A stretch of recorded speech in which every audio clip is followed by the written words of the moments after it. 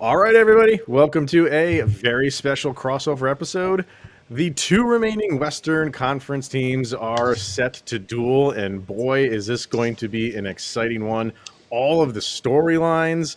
I don't think the NHL could ask for something any better than what they're getting between the Colorado Avalanche and Edmonton Oilers. You got myself, Chris Maselli. You got Shaggy Von Doom, Kyle Sullivan, and Brett Holden, host of Locked On Oilers. And we are going to break this thing down and even give our predictions. So let's get to this. You're Locked On Avalanche, your daily podcast on the Colorado Avalanche. Part of the Locked On Podcast Network, your team every day.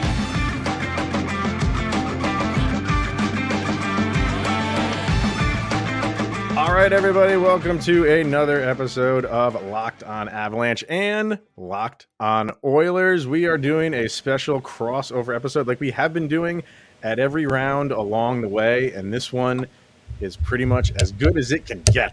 You have the Colorado Avalanche, the Edmonton Oilers, McDavid, McKinnon. You have our old pal Tyson Barrie. You have Cale Makar. I mean, the storylines go on and on. We are set for an exciting series. So we're going to just break this thing down. If you're unfamiliar with the other team, I mean, they did play 3 times this year, but the playoffs bring something new, obviously. And I think with the Oilers especially, there's some players that have just really stepped it up. So we'll get to stuff like that. But welcome aboard. I am Chris Maselli, along with my buddy Shaggy Von Doom, Kyle Sullivan. We host Locked On Avalanche. And there is Mr. Brett Holden, host of Locked On Oilers. How are we feeling, fellas? Are we ready to go? Brett, what are you thinking? How's Oiler Nation feeling about this thing? Oh, we are ready to go. Edmonton hasn't been this buzzing since literally 2006, and I was 10 years old, I think. So it's nice to actually be a part of one of those people who are on like the television stands on White Avenue. It's the city's buzzing a little bit here, and we can't wait for this series to get started. Isn't it just nice that both of these teams had storylines going in, and to this point, they've both surpassed those. Obviously, with the Avalanche, it was second round. Oilers was first round. Yeah. So and then Edmonton pushed beyond that. Avalanche pushed beyond their second round. I don't want to say whatever team doesn't make it is happy because clearly you got this far. You want to continue, but I guess maybe from the Oilers side of things, if they don't, if they get eliminated here. What is the mindset? And I'm not trying to think too far ahead, but what is the mindset maybe going into next year, or just when you look back at the year, will it have been a success? Well, I mean, even if you take a look at the series before, we were going into the Calgary Flames series, and like Pierre LeBrun went to X amount of executives and coaches around the league and said, who's going to win this series between the Oilers and the Flames? Well, everybody had the Flames, and look, 5 games, and the Oilers are waiting between St. Louis and Colorado. Now we know who. It was 7 games going into Los Angeles, and everyone's going, it's the old demons again. And the Oilers were able to dump out of those old demons too. In February 10th, the Edmonton Oilers were sitting out of the playoffs. They were sitting in 10th in the Western Conference, and then Jay Woodcroft came in. They became a totally different team. And honestly, the team that the Colorado Avalanche played throughout the regular season, as you did mention, it is a totally different monster from regular season to playoffs, but they weren't in the playoffs. They're a totally different team. And I was saying to a lot of people, if we even make the playoffs, it should be considered a win at some point. Now we're here in the Western Conference Final. Well, quickly, Kyle, Adam Dunker from Locked On Lightning, him and I host the Thursday edition of Locked On NHL, and we always do the power rankings. And I shouldn't say we present the power rank. People always want to yell at us for coming up with like these power rankings. No, it's all of the hosts across Locked On NHL vote on it. And early in the year, Oilers were up there. They had a really good start to the year, and they just were in free fall a little bit, kind of like beginning to middle of the season. But like you're saying, like this is why you play the entirety of a season. The St. Louis Blues will tell you they went from nothing to winning the Stanley Cup. So exactly. They completely turned it around. But go ahead, Kyle. We got one. Yeah, and you mentioned like Edmonton's a buzz, and I'm just asking from an outside perspective, looking at everything you got going on in Edmonton. How does it feel going into the Western Conference Final, knowing that you are Canada's team, knowing Canada is so starved for a Stanley Cup Yeah. that usually you're playing like the third favorite. It's usually like Toronto, Montreal, maybe Edmonton, maybe Vancouver if they're having a great year. But Yeah. what does it feel like to have Canada behind you? It's actually kind of nice. It's nice that, like you said, one of my best friends is a Toronto Maple Leafs fan. So every time we get going, it's like, oh, how are the Leafs? Oh, how are the Oilers? But now he's actually going, oh, well, I want a Canadian team to win, so I guess it's with the Oilers. It is with hesitancy. It is very much Yeah. with hesitancy because Yeah. I don't get what it is. I must be missing the quota or something, but it feels like next to those teams that you mentioned with the Leafs and the Habs, after those two, the Oilers are like the most hated after that, and they just love to hate the Oilers. So it seems like it's almost a hate to love the Oilers at this point because it really, I guess we did have 10 years of, oh man, they suck, and now, oh, they get Connor McDavid. That's not fair. So it's the weird double-edged sword that people are okay with cheering for us because we do want the cup again, but there's not people hate us at the same Yeah. time, Yeah. So Well, yeah. obviously you mentioned Connor McDavid, so let's get into that because you're going to hear a lot of that matchup with McDavid and McKinnon. I kind of jokingly put up on Twitter that this will be the next Fast and Furious movie.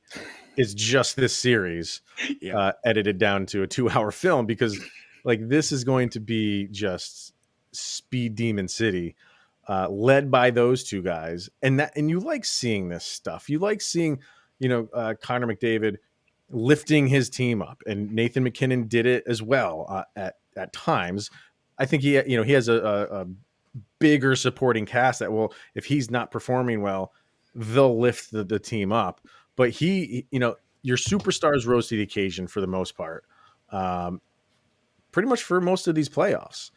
Yeah. And Well, I got to be expecting more of that, wouldn't you?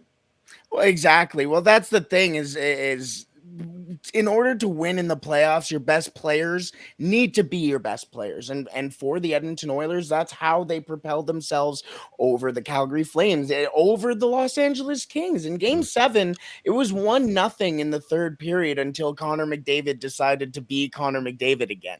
You need those top players, but at the same time, Zach Hyman against the Calgary Flames scored in every single game. The only Oiler to ever do that. And we're talking about some pretty illustrious Oilers here. Right. And Zach Hyman's the one that's putting his name on top. Evander Kane is 3 goals away from scoring the most amount of playoff goals since Sidney Crosby in 2008, 2009. Like they have that supporting cast, like you said, that now Nathan McKinnon has in the Nazem Kadris, who has been absolutely fantastic for the Colorado Avalanche. I cannot exemplify that enough. Say it louder for the people in the back.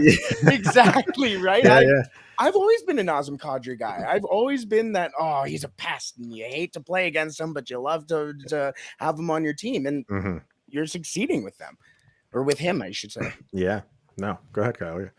Yeah, this is one of those things, like as a hockey fan, it doesn't matter what jersey you wear. Connor McDavid's one of those players that everyone, like, you love to hate him because he's so good. And when your team is matched up against him, knowing that we have like Nathan McKinnon, like you look forward to that matchup, and what he's been able to do in the playoffs, like excites you.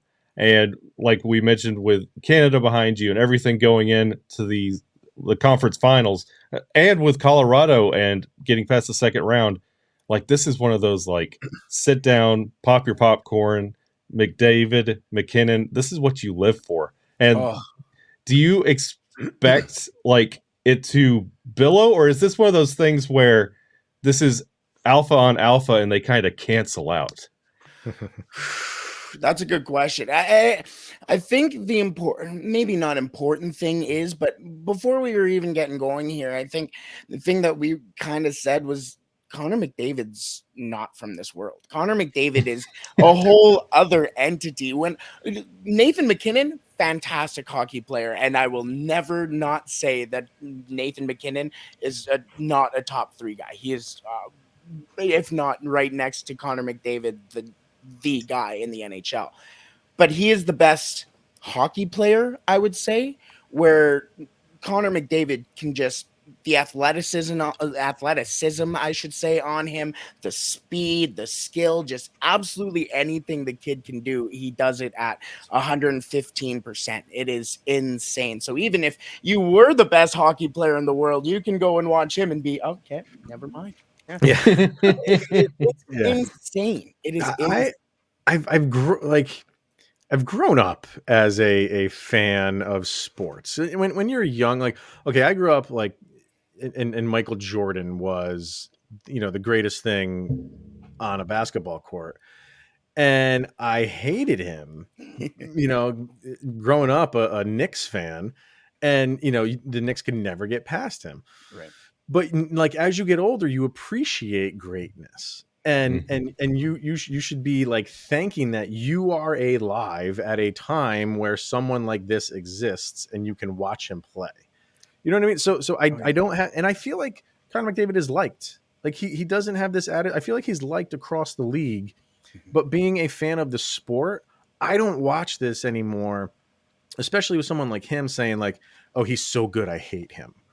I think of it as like, he's so good, I appreciate him more. And even though he's not on my team, I'm not going to have that hate mindset because he's good. Appreciate, because I don't want it to be, there's going to be people 50 years from now who look back and say like, oh my God, he was the best ever. I wasn't around for it. We're around for it.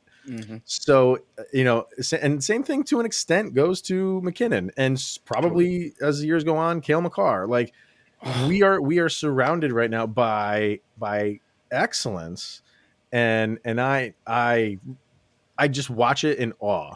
Except for Sidney Crosby, we can all hate him. Yeah. Well, that's what I was going to say with Sidney Crosby, eh? A little bit of the But what I was going to say is, you mentioned Cale Makar. I will sit down right here and I will sign my name to next to absolutely anything that needs signing, and to say that Cale Makar will be the next Bobby Orr. And I don't think that is really even too far of a, oh, what does this guy say? This kid is almost, genuinely almost as good as Connor McDavid is, and he's a defenseman.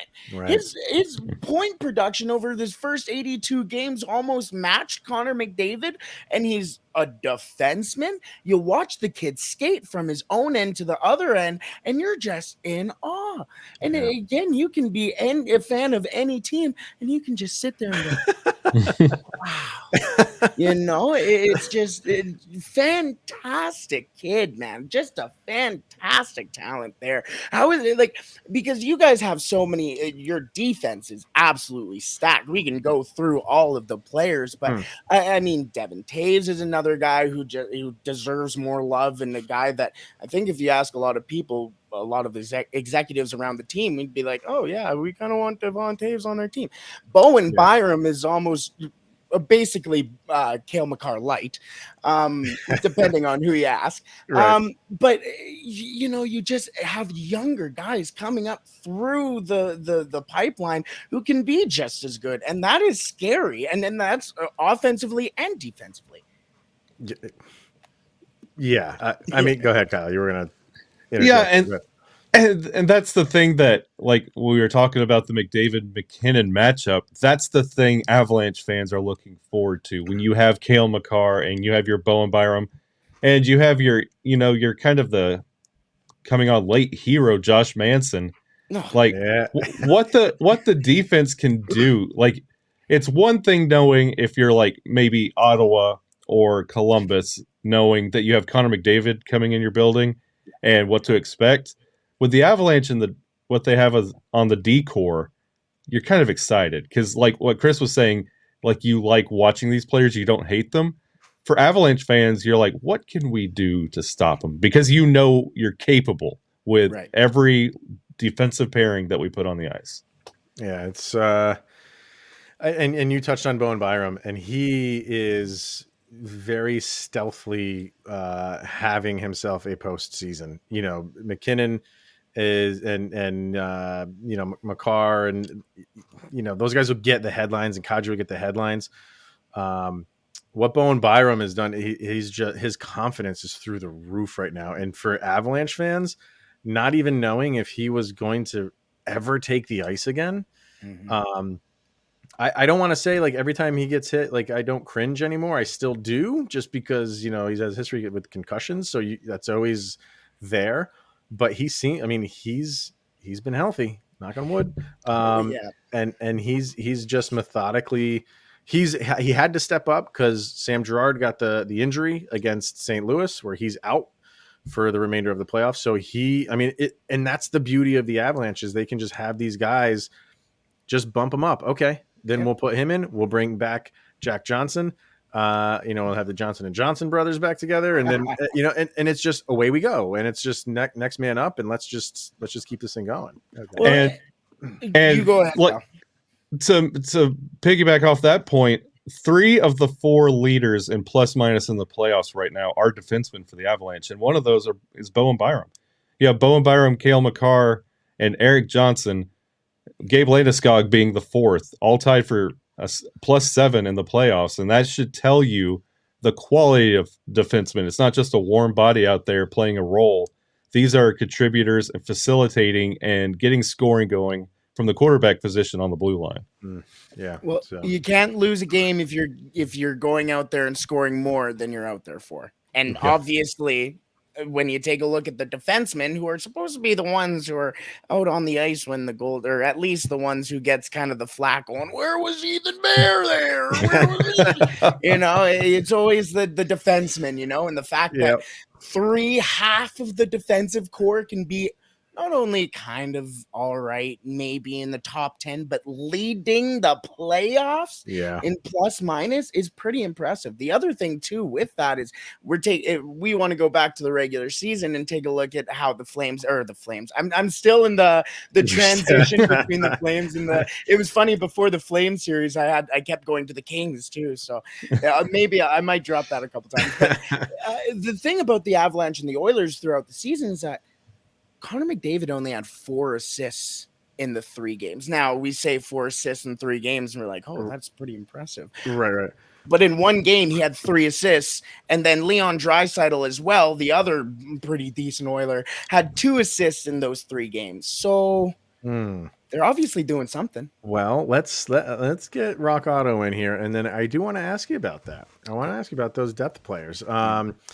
But Rock Auto, with the ever-increasing number of makes and models, it is now possible for your local chain auto parts store to stock all the parts that you need, and why endure often pointless or seemingly intimidating questioning and wait while the person behind the counter orders the parts on their computer, choosing the only brand that their warehouse happens to carry. You have a computer with access to rockauto.com at home and in your pocket. Save time and money when using Rock Auto. It's a family-run business serving do-it-yourselfers for over 20 years. The prices are reliably low for every customer, so go explore their easy-to-use website today and find the solution to your auto parts needs. Go to rockauto.com right now and see all the parts available for your car or truck, right locked on in the How Did You Hear About Us section so they know that we sent you to them. Amazing selection, reliably low prices, all the parts your car will ever need at rockauto.com. And quickly, while we are recording this, second intermission, 3-0 Rangers. Oh, so Carolina has a lot of work to do in 20 minutes, but anyway, we move on. So we have our final 4 sets. I think the thing with the Oilers for the past few seasons has been there's so much money going to McDavid and Draisaitl, and they just didn't have the funds to bring in bottom 6 guys and third defensive pairing guys.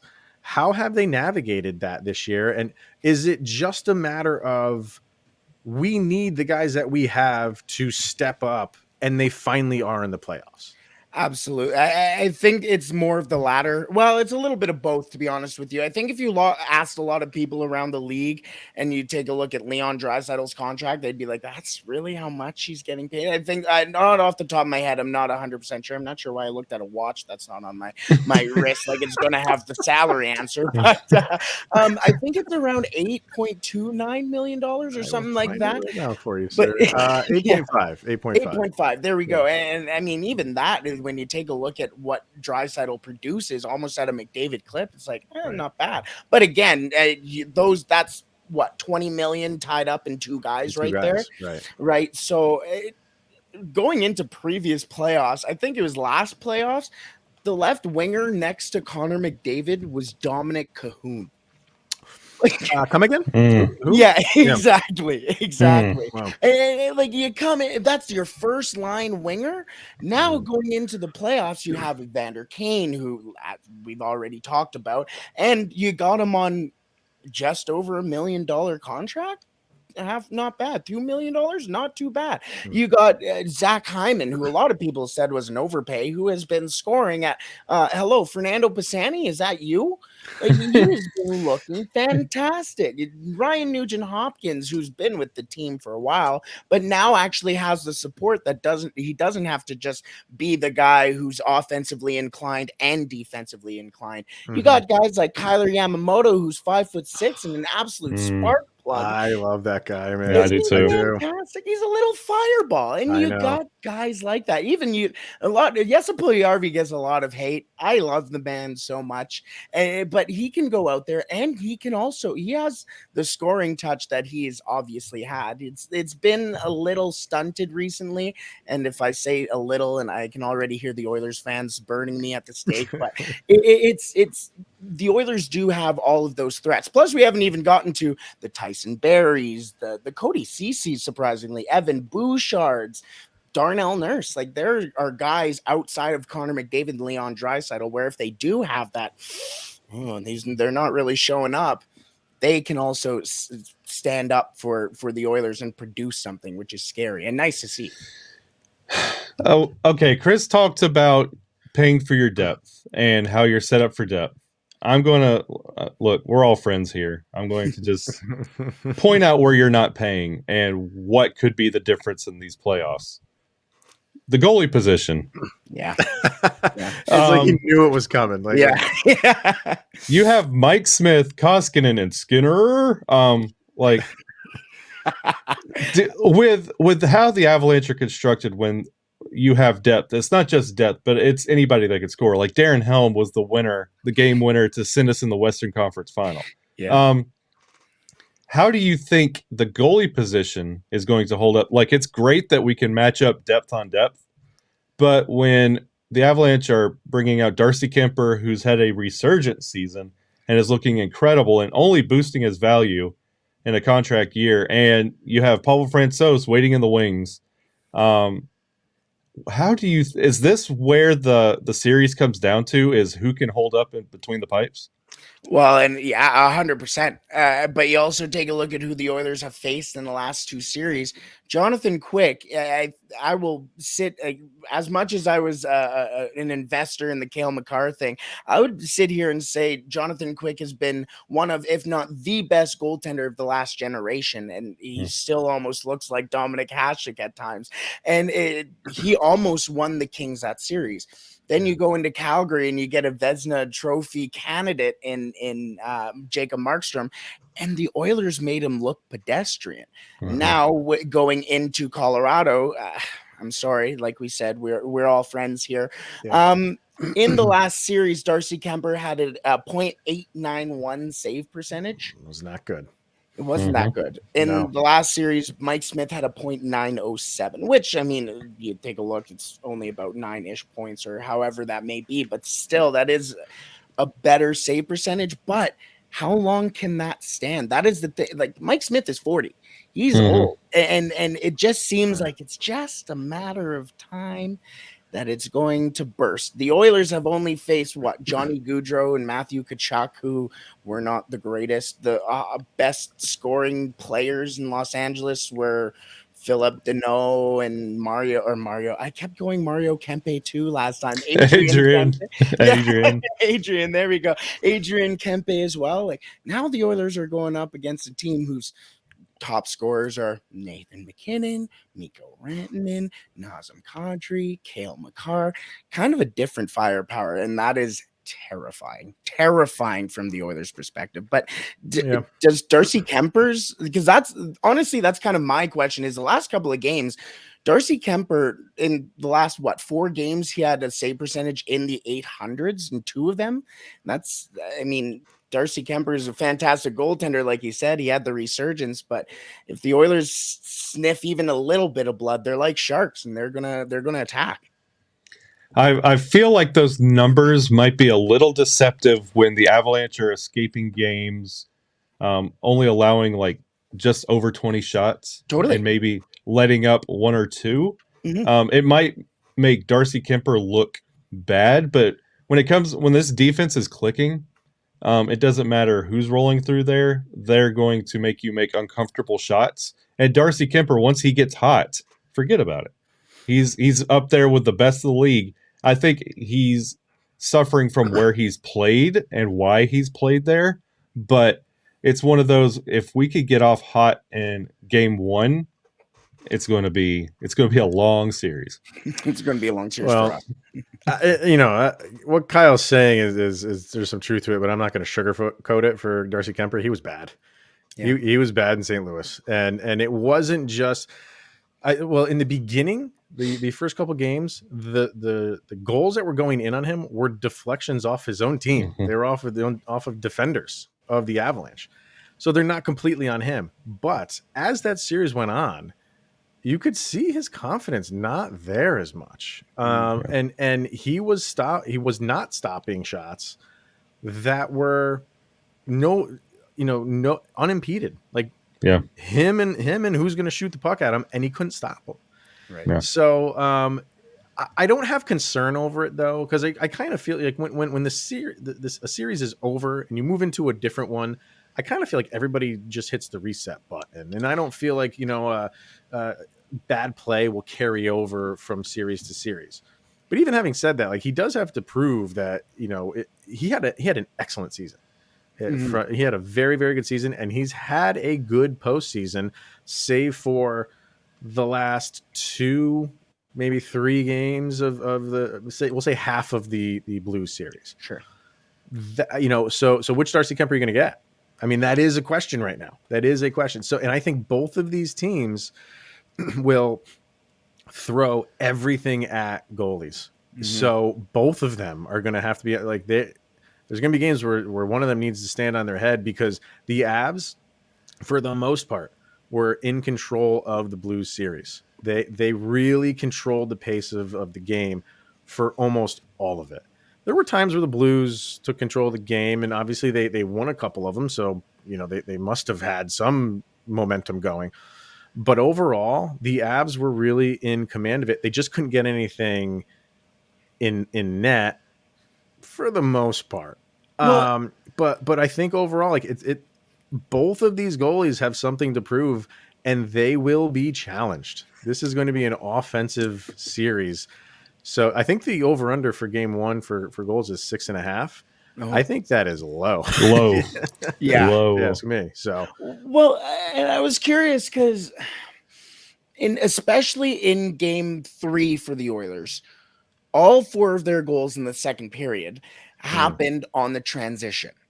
For the Colorado Avalanche, who have defensemen who can step up underneath the face-off dots and create a cycle, and the Edmonton Oilers are a team who, I'm not going to say likes to play in their own end, but likes to play on that transition game. If I'm going to be honest, watching the Edmonton Oilers is kind of like watching a soccer team. They're kind of okay, we'll let the other team have possession, and then oh now we got it, and just now the other way, and now they got a lot of possession, and then that's when the Oilers really strike. Are you kind of concerned when it comes to the transition game, when you take a look at all the guys who might be barreling down on a Darcy Kemper and a single defenseman, because a defenseman was caught in the defensive or in the offensive zone and now is chasing Connor McDavid, Leon Draisaitl, Evander Kane, take your pick? Yeah. I when it comes to transition offense for the Oilers, the Avs don't typically give up those juicy, like the Connor McDavid highlight reels are off a bad defensive beat and Connor McDavid's on a breakaway. You seldom see that for the Avalanche. If you get in the offensive zone, congratulations, you've earned it. You're not getting behind this defense on a beat. We talk about Cale Makar all the time, almost as he plays like positionless hockey, and the whole team has kind of adopted that mentality. You see Mikko Rantanen dropping back for some defensive coverage a lot. If it's one of those you mentioned, like the Oilers barreling down, if it's there, it's earned, and it becomes a one-on-one matchup. But I don't think you'll see it as much as you're accustomed to throughout the rest of the regular season. I think for most of the lines it's true, but it's a different animal with Connor McDavid, man. It is like he can make things appear where there should be nothing. So Connor McDavid would be ideally facing the Cale Makar Taze D pair. Should be. Yeah. That's your smartest, like the highest hockey IQ you have is on that D pair. And it's top line on top line, so you're expecting the best of the best. If they get beat, expect Bednar to throw an adjustment in there and shift it up and change it up. But for some reason, I just don't know if it's going to be that dump and chase and bad breaks and defensive beats, because these teams are matched up very similarly. Very similarly, and that's what the Oilers love to do, is they just gain the red line and just dump it in, and then you got that little 5'6" spark plug coming in, and Kyler Yamamoto coming up from underneath you, and you go, it's like, where did you come from? And then the puck's turned over, and you got to take your pick on who you're going to cover, right? And that's where I'm sitting here, and I'm like, okay, this might kind of be where we can hopefully catch Colorado. But now I'm sitting here and going, oh, no, maybe not. But like Kyle said too, it's like it's Connor McDavid. Right. It just comes out of nowhere all of a sudden. Like my dad watched Wayne Gretzky. My dad watched any of those best players ever, and he sits there and watches Connor McDavid and literally has a tear in his eye because he could never understand that somebody could be this good.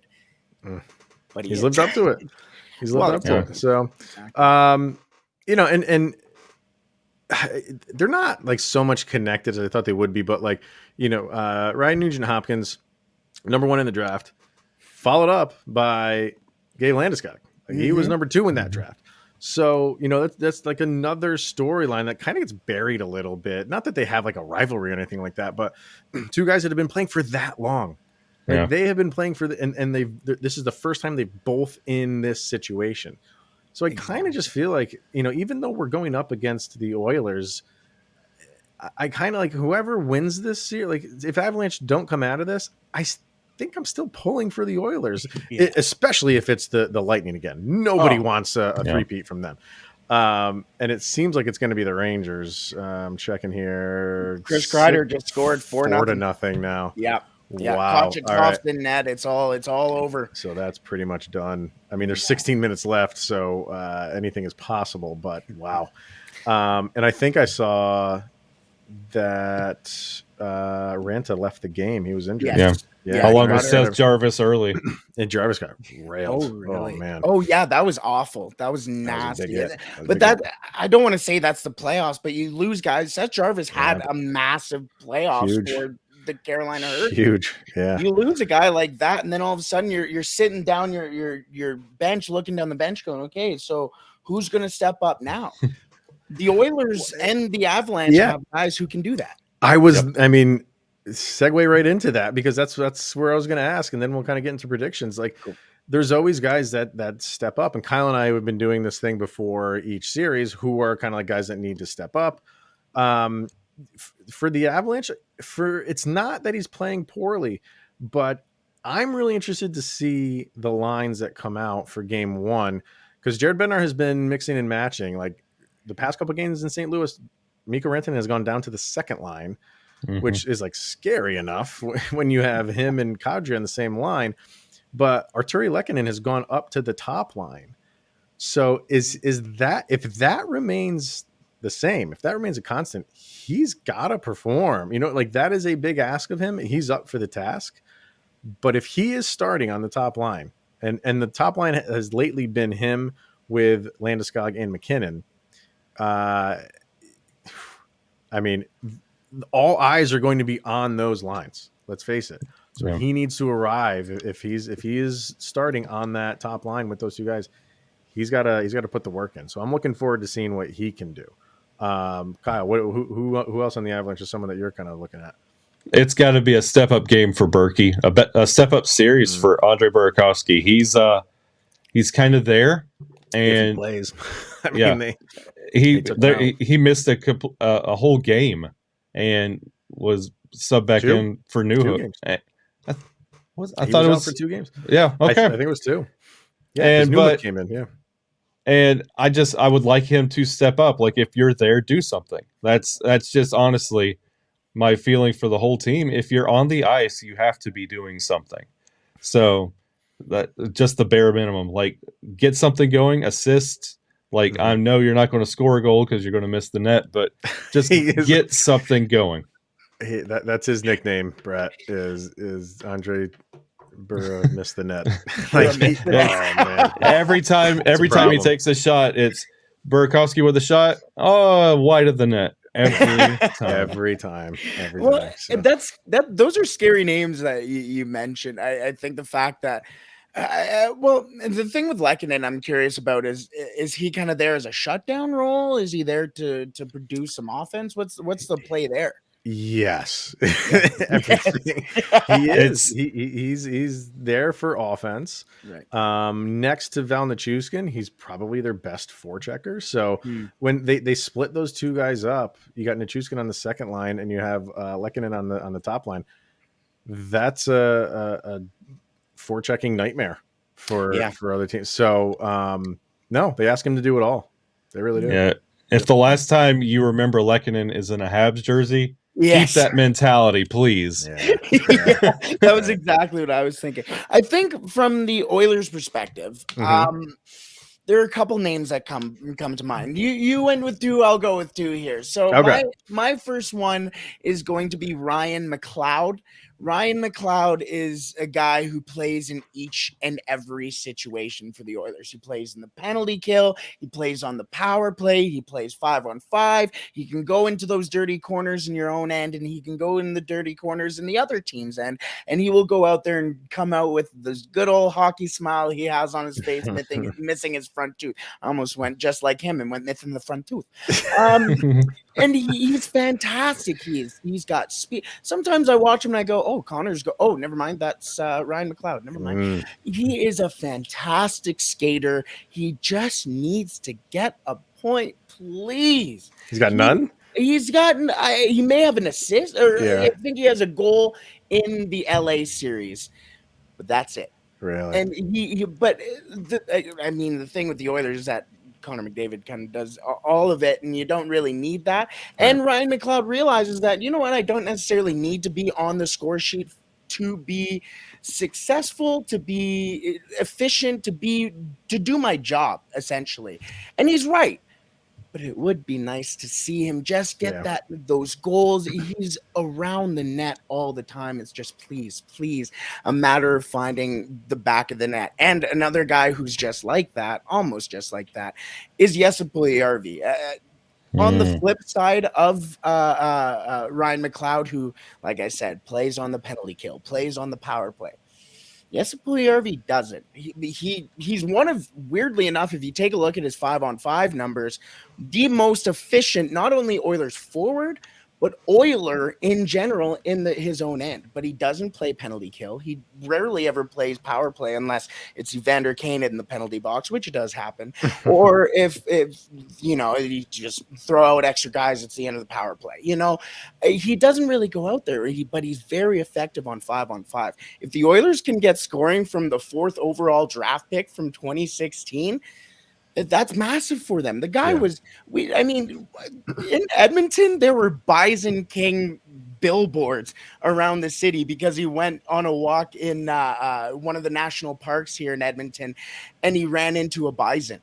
And so he took a photo of him and his dog and his coffee going like this, and everywhere he was Bison King, and he's going and scoring goals. There's a guy in a bison helmet Wow. sitting next to the bench.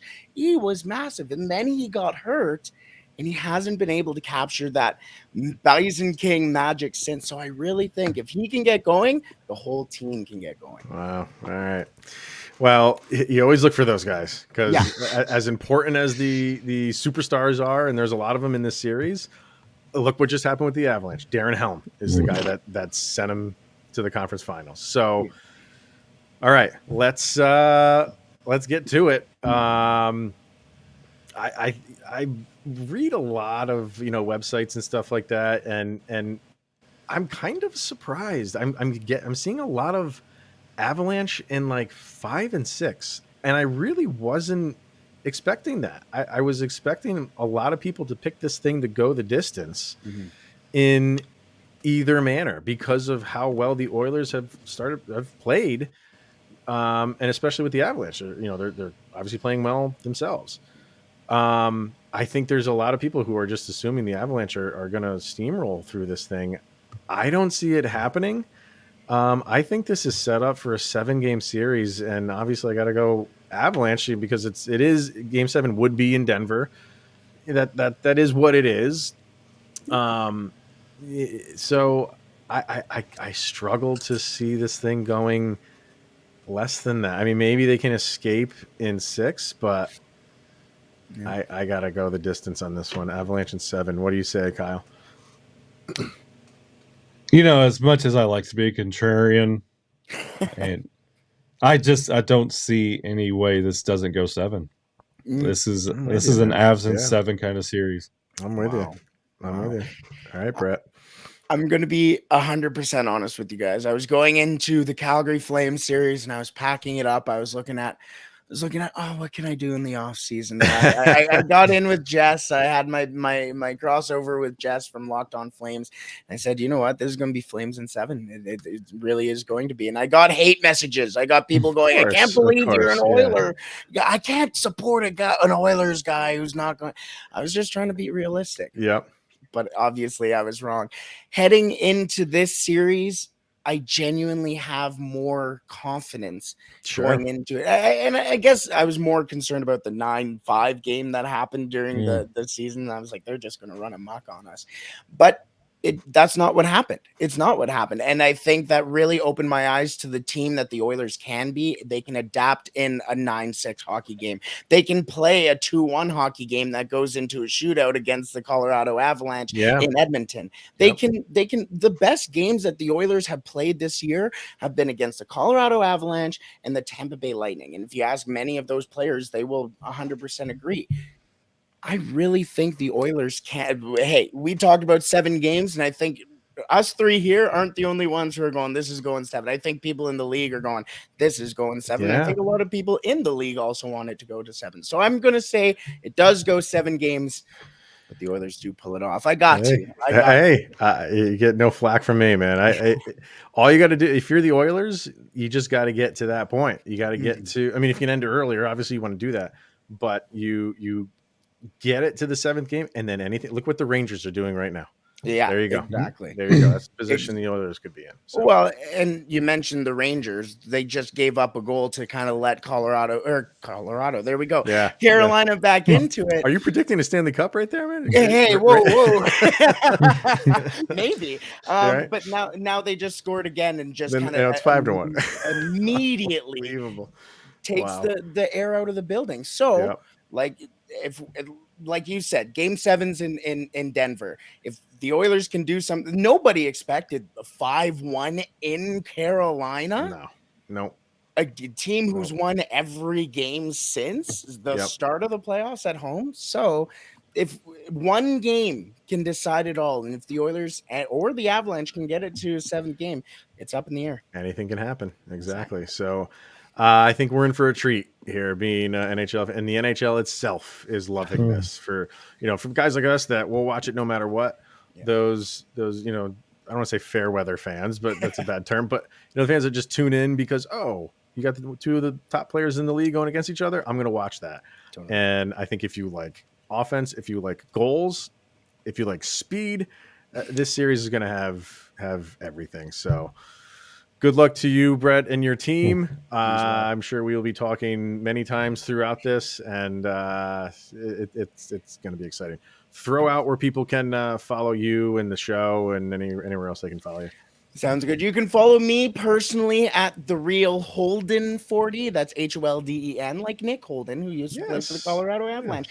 But you guys don't care about me. You guys want to hear the show. You can find us on Twitter at Locked On Oilers. Basically how you expect to spell it, and on YouTube as well. We're also on Locked On Oilers, so make sure you tune into there. Thank you so much for having me today, and I'm so excited for this series. Definitely. And you can follow Locked On Avalanche, LOPN_Avalanche on Twitter, Locked On Avalanche Instagram, and of course we have a YouTube channel as well. Just search for Locked On Avalanche, and you can follow Kyle. What's your tag over there, Kyle? At Shaggy Von Doom. Gotta love it. All right, everybody. Enjoy the series. It's going to be a good one. And we'll see you guys tomorrow.